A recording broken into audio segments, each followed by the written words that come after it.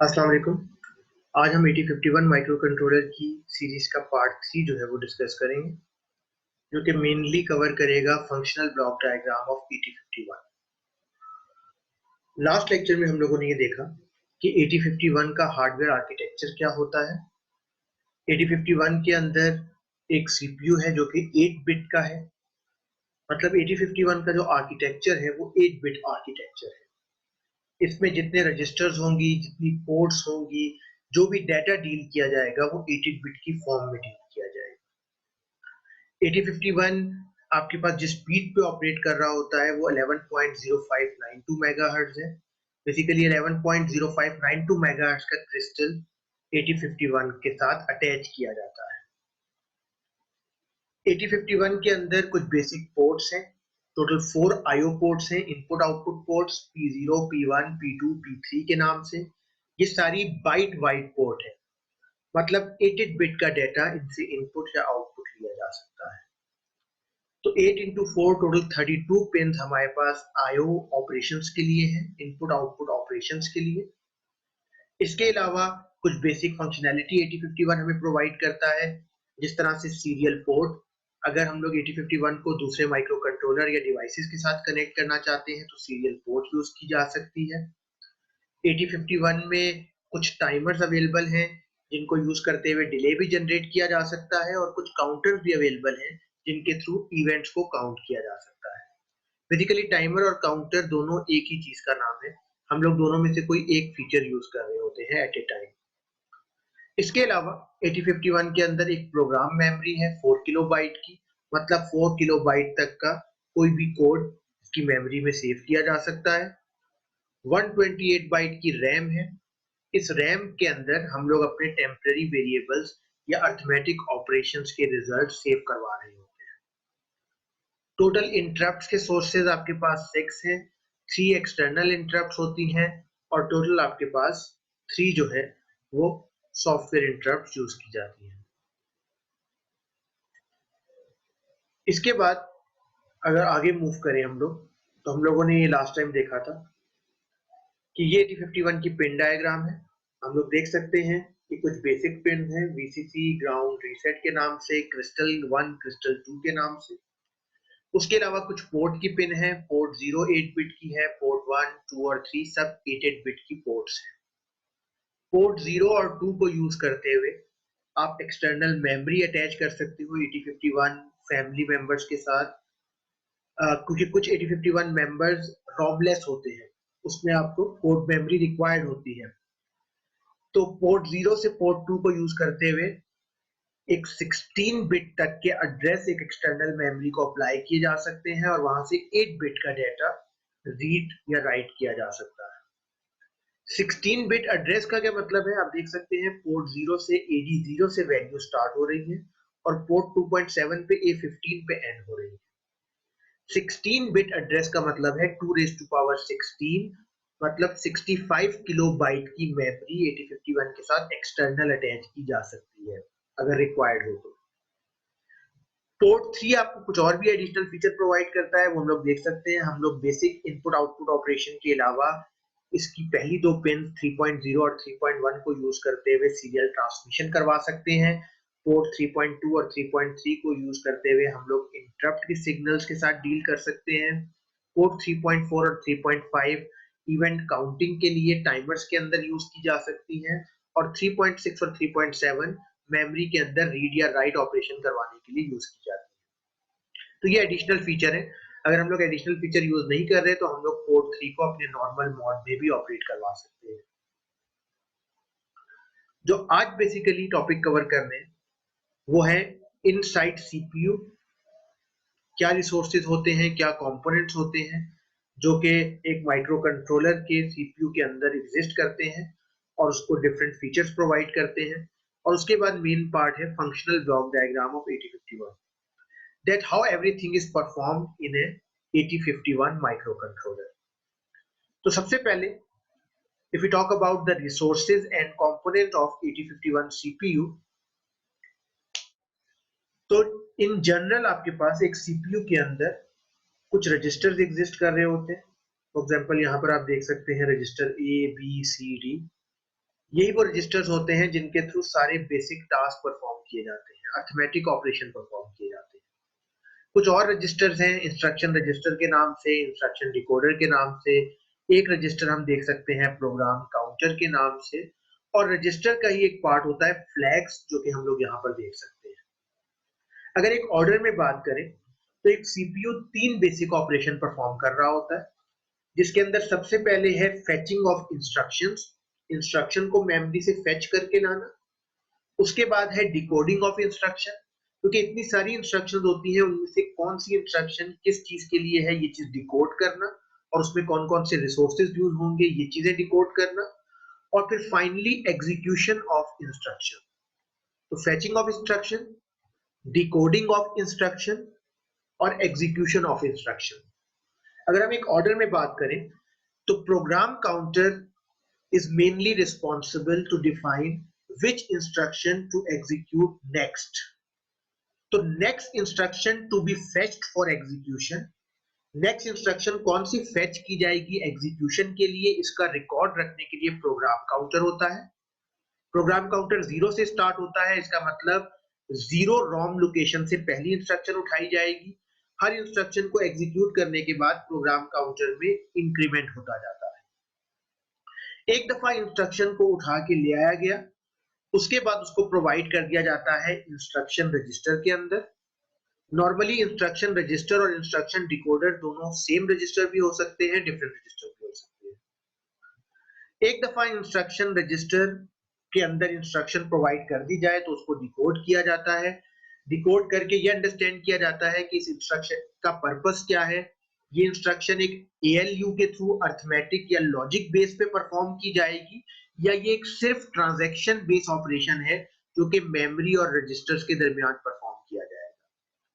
तो इंस्ट्रक्शन की डिकोडिंग करने के बाद फिर कुछ कंट्रोल के सिग्नल्स जनरेट किए जाते हैं कंट्रोल बस के थ्रू, और रजिस्टर्स की वैल्यूज और मेमोरी के दरमियान एक इंटरेक्शन प्रोड्यूस की जाती है, कंट्रोल की जाती है। ये रजिस्टर्स की वैल्यू अगर एएलयू को प्रोवाइड करनी है तो एएलयू को प्रोवाइड की जाती है। एएलयू आपके पास है अर्थमेटिक एंड लॉजिक यूनिट, जो इंस्ट्रक्शन की बेसिस के ऊपर या तो अर्थमेटिक ऑपरेशन परफॉर्म कर देगा या लॉजिक ऑपरेशन परफॉर्म कर देगा, और इनके रिजल्ट्स आपके पास कुछ सिंगल बिट वैल्यूज से भी शो करवाए जा सकते हैं, जिनको फ्लैग्स कहा जाता है। तो मेनली प्रोग्राम काउंटर इन्वॉल्व होता है इंस्ट्रक्शन फेचिंग के अंदर, इंस्ट्रक्शन रजिस्टर और इंस्ट्रक्शन डिकोडर इन्वॉल्व होते हैं इंस्ट्रक्शन की डिकोडिंग के अंदर, और बाकी रजिस्टर्स मेमोरीज एएलयू को यूज किया जाता है इंस्ट्रक्शन की एग्जीक्यूशन के लिए। तो सीपीयू जब भी कम्युनिकेशन स्टार्ट करता है अपने कंपोनेंट्स के साथ, ये जो भी कंपोनेंट हमने जनरली डिस्कस किए, तो 3 मेन पैरामीटर्स इसके अंदर इन्वॉल्व होते हैं। एड्रेसेस प्रोवाइड किए जाते हैं मेमोरी को, मेमोरी से जो भी डाटा उठाना होता है, जो भी इंस्ट्रक्शन उठानी होती है, उसके एड्रेस यूज होते हैं। डाटा यूज किया जाता है, मेमोरी से डाटा पिक किया जाता है, रजिस्टर्स के अंदर से डाटा पिक किया जाता है, और कंट्रोल के कुछ सिग्नल्स जनरेट किए जाते हैं। तो basically address signals, data signals, control signals, ये वो 3 पैरामीटर्स हैं जो सीपीयू बाकी कंपोनेंट्स के दरमियान में एक्सचेंज करता है। तो उसके लिए सीपीयू को 3 तरह की बसेस रिक्वायर्ड होती है, एड्रेस बस, डाटा बस, कंट्रोल बस।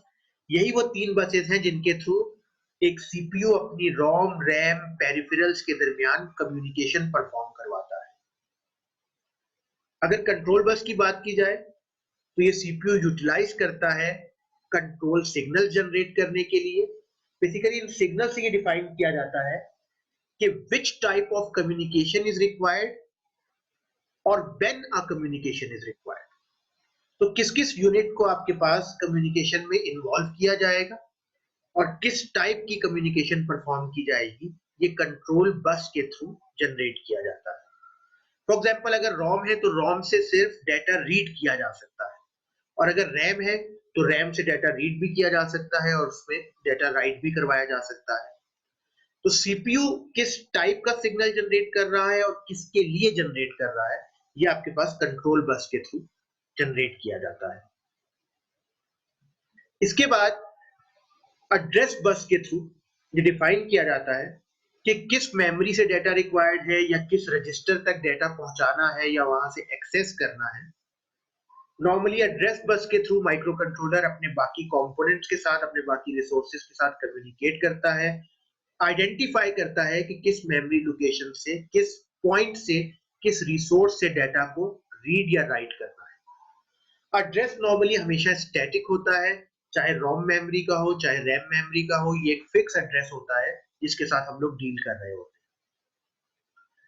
एक दफा एड्रेस प्रोवाइड कर दिया गया, कंट्रोल के थ्रू कंट्रोल बता दिया गया कि किसके साथ ऑपरेशन परफॉर्म करना है, किस मेमोरी के साथ किस टाइप का ऑपरेशन परफॉर्म करना है, रीड या राइट।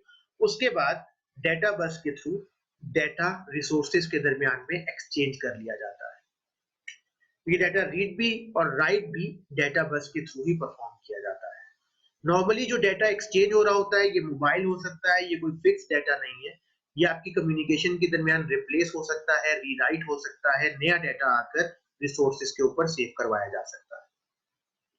तो अगर हम लोग रोम और रैम की बात करें, रोम एक माइक्रो कंट्रोलर के अंदर एक सीपीयू के साथ इसलिए अटैच की जाती है ताकि उन इंस्ट्रक्शन को सेव किया जाए जो हमें हर दफा परफॉर्म करनी है whenever a micro controller would start. Micro controller जिस वक्त स्टार्ट होगा तो वो सिर्फ रोम के ऊपर से डेटा उठाएगा और ऑपरेशन को परफॉर्म करना शुरू कर देगा। ये ऑपरेशन एक पेरोल का डेटा कंट्रोल करने का हो सकता है। ये प्रोग्राम आपके पास एक रोबोट, एक मशीन को कंट्रोल करने का डेटा हो सकता है, एक एम्बेडेड प्रोडक्ट को कंट्रोल करने का डेटा हो सकता है। आपका पूरा कोड, फाइनल प्रोग्राम रोम स्पेस के अंदर सेव किया जाता है। और रैम यूज की जाती है टेम्पररी इंफॉर्मेशन को सेव करने के लिए, वेरिएबल्स को सेव करने के लिए, वो इंफॉर्मेशन या डेटा जो कि टाइम के साथ चेंज होता रहेगा। तो सीपीयू इंस्ट्रक्शन फेच करने के लिए रोम यूज करता है, रोम के अंदर से डेटा को लेके आता है और उसको डिकोड और एग्जीक्यूट करवाया जाता है with the help of RAM. तो ये फेच, डिकोड और एग्जीक्यूट के जितने भी ऑपरेशन हैं, ये सारे रिसोर्सेज के थ्रू परफॉर्म करवाए जाते हैं सीपीयू के। इन रिसोर्सेज के अंदर कुछ इंपॉर्टेंट रिसोर्सेज जिनका अभी नाम भी आया था, इनको अगर हम लोग डिटेल में बात करें तो यहाँ से ऑनवर्ड हम लोग देख सकते हैं। सबसे पहला और सबसे इंपॉर्टेंट रिसोर्स है रजिस्टर्स। रजिस्टर्स आपके पास सीपीयू के सबसे नियरेस्ट रिसोर्स होते हैं। ये आपके पास नंबर ऑफ रजिस्टर्स की फॉर्म में एग्जिस्ट कर सकते हैं, मतलब मल्टीपल्स हो सकते हैं, 10 रजिस्टर्स हो सकते हैं, 20 रजिस्टर्स हो सकते हैं। बेसिकली रजिस्टर है क्या? ये टेम्पररी लोकेशन है जिसके ऊपर डेटा को सेव किया जा सकता है। ये वो लोकेशन है जहां से इंफॉर्मेशन को फेच किया जा सकता है या यहाँ पर इंफॉर्मेशन सेव की जा सकती है। फॉर एग्जाम्पल, एक पोर्ट से डेटा उठाया है तो वो रजिस्टर में सेव किया जा सकता है। कुछ डेटा को एक दूसरे के साथ ऐड करना है, अर्थमेटिक ऑपरेशन या एंड करना है, लॉजिक ऑपरेशन, ये सारा कुछ रजिस्टर्स के थ्रू ही परफॉर्म किया जाता है। एक सीपीयू के अंदर रजिस्टर 8 बिट का हो सकता है, 16 बिट का हो सकता है, 32, 64 बिट का हो सकता है, डिपेंड करता है सीपीयू का आर्किटेक्चर क्या है। 8051 का आर्किटेक्चर 8 बिट का है, तो वहां पे जितने भी रजिस्टर्स हैं वो सारे 8 बिट के हैं मोस्टली। जितना एक रजिस्टर का साइज इंक्रीज करता जाता है, जितना सीपीयू का आर्किटेक्चर इंक्रीज करता जाता है, उतना सीपीयू की परफॉर्मेंस इंक्रीज करती जाती है। लेकिन उसके साथ साथ एक सीपीयू की कॉस्ट भी इंक्रीज कर जाती है, जो कि एक डिसएडवांटेज है in terms of cost per unit. जो दूसरा इंपॉर्टेंट रिसोर्सेज एक सीपीयू के अंदर होता है वो एएलयू है, अर्थमेटिक एंड लॉजिक यूनिट। यही यूनिट रिस्पॉन्सिबल होता है सारे अर्थमेटिक फंक्शन परफॉर्म करने के लिए भी और लॉजिक फंक्शन परफॉर्म करने के लिए। अगर डेटा को ऐड करना है, सब्ट्रैक्ट करना है, मल्टीप्लाई डिवाइड करना है, तो वो भी एएलयू के थ्रू ही परफॉर्म किया जाता है। और अगर डेटा को एंड और नॉट, एक्सऑर करना है, तो लॉजिक फंक्शन भी एएलयू के थ्रू ही परफॉर्म किए जाते हैं। जो दूसरा इंपॉर्टेंट रिसोर्स एक सीपीयू के अंदर होता है वो प्रोग्राम काउंटर होता है। जैसे कि हमने पहले डिफाइन किया, it point to the address of next instruction to be executed. ये एक तरह का पॉइंटर है जो कि डिफाइन कर रहा होता है कि मैंने नेक्स्ट इंस्ट्रक्शन कौन सी एग्जीक्यूट करनी है। नॉर्मली ये 0 से स्टार्ट होता है और रोम की 0 लोकेशन को इंडिकेट करता है कि ये वो पहली लोकेशन है जहां से इंस्ट्रक्शन को उठा के लेके आना है। जैसे जैसे इंस्ट्रक्शन एग्जीक्यूट होती जाती है, इसकी वैल्यू इंक्रीमेंट करती जाती है। अब मैंने सेकंड एड्रेस से इंस्ट्रक्शन उठा के लेके आनी है सीपीयू के लिए, फिर फोर्थ से, फिर सिक्स से, फिर सेवन से, एक एक करके इंक्रीज करती जाती है। कुछ जगहों पे प्रोग्राम काउंटर को इंस्ट्रक्शन पॉइंटर भी कहा जाता है। ये एक इंपॉर्टेंट रिसोर्स है सीपीयू का। इसके बाद इंस्ट्रक्शन डिकोडर या इंस्ट्रक्शन रजिस्टर होता है। इसका फंक्शन होता है कि जो भी इंस्ट्रक्शन उठा के लाई गई है उसके मतलब को समझा जाए, उसके मीनिंग को अंडरस्टैंड किया जाए। एक सीपीयू के लिए कौन कौन से रिसोर्सेज इन्वॉल्व होंगे, किन किन के दरमियान ऑपरेशन परफॉर्म किया जाएगा, ये सारा कुछ एक इंस्ट्रक्शन डिकोडर ही समझता है इंस्ट्रक्शन को डिकोड करके। तो इंस्ट्रक्शन डिकोडर एक सीपीयू का डिक्शनरी है, basically is a kind of dictionary that store the meaning of each instruction and what step the CPU should take upon receiving a given instruction. किन resources को आपस में communicate किया जाएगा, किस रिसोर्स को यूटिलाइज किया जाएगा, कौन से सिग्नल जनरेट किए जाएंगे, ये सारा कुछ इंस्ट्रक्शन डिकोडर के थ्रू अंडरस्टैंड किया जाता है। तो जिस तरह से एक डिक्शनरी के पेजेस जितने इंक्रीज करते जाते हैं उसके अंदर उतने ज्यादा वर्ड्स कवर होते जाते हैं, एक सीपीयू भी उतना ज्यादा कैपेबल होता जाता है जितना उसके अंदर इंस्ट्रक्शन डिकोडर का साइज इंक्रीज करता जाता है। लेकिन डेफिनेटली जितना आपके पास इंस्ट्रक्शन डिकोडर का साइज इंक्रीज करेगा उतने more transistor would be required to design it, मतलब उसकी कॉस्ट भी इंक्रीज करती जाएगी। तो अगर हम इस सारे रिसोर्सेज को इन टर्म्स ऑफ 8051 देखें कि 8051 का इंटरनल स्ट्रक्चर क्या है और वहां पर फंक्शनली ये सारे रिसोर्सेज कैसे ऑपरेशन परफॉर्म कर रहे होते हैं, तो वो हम इस फंक्शनल ब्लॉक डायग्राम से देख सकते हैं। तीन बेसिक ऑपरेशन है जैसा कि हमने डिस्कस किया, fetching of instruction, decoding of instruction and execution of instruction. और अब हम लोग ये देखेंगे कि 8051 के अंदर सारे रिसोर्सेज इंटरनली कैसे फंक्शन परफॉर्म कर रहे होते हैं, ये टास्क परफॉर्म करने के। तो ये 8051 की फंक्शनल ब्लॉक डायग्राम है, ये 8051 का इंटरनल स्ट्रक्चर है, इसके अंदर 8051 के सारे रिसोर्सेज देखे जा सकते हैं। अगर हम लोग एक ऑर्डर में बात करें तो प्रोग्राम काउंटर 0 से स्टार्ट होता है। ये वो पॉइंटर है, ये वो एड्रेस इंडिकेट करता है कि हमें रोम में से कौन सा डेटा उठा के लेके आना है जिसको परफॉर्म करना है। तो प्रोग्राम काउंटर के अंदर जो भी वैल्यू होती है वो प्रोग्राम एड्रेस रजिस्टर के अंदर सेव की जाती है एक टेम्पररी वेरिएबल के तौर पे, ताकि प्रोग्राम काउंटर की वैल्यू कहीं पर स्टोर हो। तो जो भी प्रोग्राम काउंटर के अंदर है वो प्रोग्राम एड्रेस रजिस्टर के अंदर लाया जाएगा। अगर 0 से स्टार्ट हुआ है तो यहाँ पे 0 लाके प्लेस कर दिया जाएगा। उसके बाद अगर डेटा रोम के अंदर पड़ा हुआ है जो कि फ्लैश मेमोरी है तो उस इंस्ट्रक्शन को वहां से पिक कर लिया जाएगा। और अगर ये एक एक्सटर्नल मेमोरी है जो कि पोर्ट 0 और पोर्ट 2 के साथ कनेक्टेड है तो उस केस के अंदर इंस्ट्रक्शन रजिस्टर को ये डेटा लाकर प्रोवाइड कर दिया जाएगा। तो आपकी जो इंस्ट्रक्शन है वो फ्लैश मेमोरी में सेव हो सकती है जो कि इंटरनल मेमोरी है, या एक्सटर्नल मेमोरी पे सेव हो सकती है जो कि पोर्ट 0 और पोर्ट 2 के थ्रू एक्सेस की जाएगी। एक दफा डेटा को ले आया जाए, उसको ला के इंस्ट्रक्शन रजिस्टर और डिकोडर को प्रोवाइड कर दिया जाएगा। फर्स्ट इंस्ट्रक्शन एग्जीक्यूट करने के बाद प्रोग्राम काउंटर की वैल्यू इंक्रीमेंट की जाएगी और इंक्रीमेंट करने के बाद दोबारा नई वैल्यू प्रोग्राम एड्रेस रजिस्टर को प्रोवाइड कर दी जाएगी, ताकि उससे ऑनवर्ड फिर फ्लैश या एक्सटर्नल मेमोरी से डेटा उठा के लाकर इंस्ट्रक्शन रजिस्टर डिकोडर को प्रोवाइड कर दिया जाए।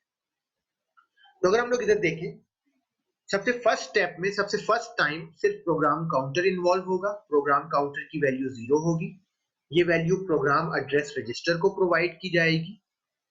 अब डिपेंडिंग ऑन कि सिर्फ इंटरनल मेमोरी यूज की जा रही है या एक्सटर्नल मेमोरी यूज की जा रही है, ए या बी ब्रांचेस एक्ट करेंगी। अगर इंटरनल मेमोरी यूज की जा रही है तो इंटरनल प्रोग्राम मेमोरी के अंदर से इंस्ट्रक्शन को फेच किया जाएगा और उस फेच इंस्ट्रक्शन को इंस्ट्रक्शन रजिस्टर और फिर इंस्ट्रक्शन डिकोडर को प्रोवाइड कर दिया जाएगा। और अगर एक्सटर्नल मेमोरी यूज की जा रही है तो उस केस में पोर्ट 0 और पोर्ट 2 की लाइंस एक्टिवेट हो जाएंगी, इंस्ट्रक्शंस को उठा के लाया जाएगा एक्सटर्नल मेमोरी के अंदर से और वापसी पे डेटा सिर्फ पोर्ट 0 के थ्रू आता है क्योंकि 8 बिट का डेटा है जैसा कि हमने देखा था। तो ये पोर्ट 0 के थ्रू जो डेटा आया है इसको ला के इंस्ट्रक्शन रजिस्टर और फिर फर्दर इंस्ट्रक्शन डिकोडर को प्रोवाइड कर दिया जाता है। एक दफा इंस्ट्रक्शन एग्जीक्यूट हो जाए तो प्रोग्राम काउंटर में फिर इंक्रीमेंट किया जाता है पीसी इंक्रीमेंटर के थ्रू और दोबारा से एड्रेस रजिस्टर के थ्रू इंटरनल या एक्सटर्नल मेमोरी से इंस्ट्रक्शन फेच करके डिकोडर को प्रोवाइड कर दी जाती है। तो ये पूरा प्रोसेस था fetching and decoding of instruction in 8051 microcontroller. तो अगर एक मूव की इंस्ट्रक्शन है फॉर एग्जांपल जिसमें सोर्स से डाटा उठाना है और डेस्टिनेशन पे मूव करना है, इसमें आपके पास कुछ इंस्ट्रक्शन का फॉर्मेट इस तरह से होता है, ये हम आगे डिटेल में भी देखेंगे कि MOV लिखा जाता है मूव की कमांड के लिए, रजिस्टर लिखे जाते हैं, एक रजिस्टर का नाम है R1 जो यहाँ पे यूज किया जा रहा है, फिर कॉमा लिख के हैश डाटा, अगर कोई हमें इमीडिएट डाटा चाहिए हो, हमें कोई भी वैल्यू रन टाइम पे डिफाइन करनी हो तो वो हैश डाटा के साथ लिखी जाती है। ये कमांड आपके पास क्या करेगी, ये डाटा को उठाएगी और डायरेक्टली R1 रजिस्टर के ऊपर प्लेस कर देगी। इसी तरह से आपका एक और टाइप का ऑपरेशन हो सकता है, जिस वक्त इंस्ट्रक्शन को डिकोड किया गया फेच क्यू इंस्ट्रक्शन को, तो पता चला कि उस केस में आपका डाटा मेमोरी से पिक करके लाना है और R1 में प्लेस करना है। तो इस केस में मेमोरी से रिलेटेड जो सिग्नल्स हैं वो जनरेट किए जाएंगे और मेमोरी से डाटा उठा के लाके R1 को प्रोवाइड कर दिया जाएगा। इन ऊपर वाले दोनों टास्क के अंदर ALU को इन्वॉल्व नहीं किया गया, अर्थमेटिक एंड लॉजिक यूनिट को। लेकिन अगर कोई एक ऐसी इंस्ट्रक्शन आ जाती है जिसमें अर्थमेटिक और लॉजिक बेस्ड ऑपरेशन परफॉर्म करना है, तो उस केस के अंदर फॉर एग्जांपल ऐड की कमांड के अंदर A,R3 लिखा हुआ है, आपके दोनों वैल्यूज को उठा के लाया जाएगा और ALU के थ्रू ये ऑपरेशन परफॉर्म किया जाएगा। तो अब अगर हम लोग स्टेप बाय स्टेप देखें, ये जो यहाँ पर रेड के अंदर बॉक्सेस हाईलाइट किए गए हैं, ये सारे यूज किए गए थे इंस्ट्रक्शन फेचिंग के लिए। इंस्ट्रक्शन डिकोडिंग के लिए जो ब्लॉक यूज किया गया है वो ब्लू के अंदर हाईलाइटेड है। अब अगर हम लोग आगे देखें तो हमारा ये ऐड की इंस्ट्रक्शन परफॉर्म करने के लिए या जो भी अर्थमेटिक ऑपरेशन है इनको परफॉर्म करने के लिए कुछ रजिस्टर्स हैं। For example ACC accumulator register के नाम से है, एक B बेस्ड रजिस्टर है जिसको यूज किया जा सकता है इंस्ट्रक्शंस के अंदर। इसी तरह से अगर मेमोरी के अंदर से डाटा लाया जा रहा है, जिस तरह पिछली इंस्ट्रक्शन के अंदर मूव की कमांड में था, तो ये मेमोरी रैम की लोकेशन होगी। जिस तरह से रोम के लिए एक प्रोग्राम एड्रेस रजिस्टर है, उसी तरह से रैम के लिए एक रैम एड्रेस रजिस्टर है। अगर मेमोरी में से डाटा चाहिए तो मेमोरी का एड्रेस प्रोवाइड किया जाएगा जो कि रैम एड्रेस रजिस्टर के थ्रू प्रोवाइड किया जाएगा और फिर रैम में से डाटा लाकर एक CPU को प्रोवाइड कर दिया जाएगा। ये डाटा रजिस्टर्स में हो सकता है जिस तरह अक्यूमुलेटर या B रजिस्टर है, ये डाटा रैम के अंदर हो सकता है, बेसिकली रैम के अंदर ही सारे रजिस्टर एग्जिस्ट कर रहे होते हैं, या हो सकता है डाटा पॉइंटर के थ्रू रोम के अंदर से भी कोई डाटा उठाया जा रहा हो। हम लोग देखेंगे कि हम लोग रोम के अंदर भी फिक्स डाटा सेव करवा सकते हैं, कुछ लुकअप टेबल जो हमें चेंज नहीं करने हैं, फिक्स वैल्यूज उनकी रिक्वायर्ड है। तो जो भी डाटा पिक करके लाया जाता है उसको पिक करने के बाद टेम्प नाम के वेरिएबल में सेव कर दिया जाता है। पहला वेरिएबल जो है, पहला ऑपरेंड टेम्प2 में सेव किया जाएगा, दूसरा ऑपरेंड टेम्प1 में सेव किया जाएगा और इन दोनों को ALU में पास करते हुए अर्थमेटिक या लॉजिक ऑपरेशन परफॉर्म कर दिया जाएगा डिपेंडिंग ऑन इंस्ट्रक्शन। और उसके बाद जो भी रिजल्ट्स हैं वो फ्लैग्स के थ्रू रिप्रेजेंट कर दिए जाएंगे जो 8051 में एक PSW रजिस्टर के अंदर एग्जिस्ट कर रहे होते हैं, प्रोग्राम स्टेटस वर्ड के अंदर। तो हम लोग इस केस में अगर देखें,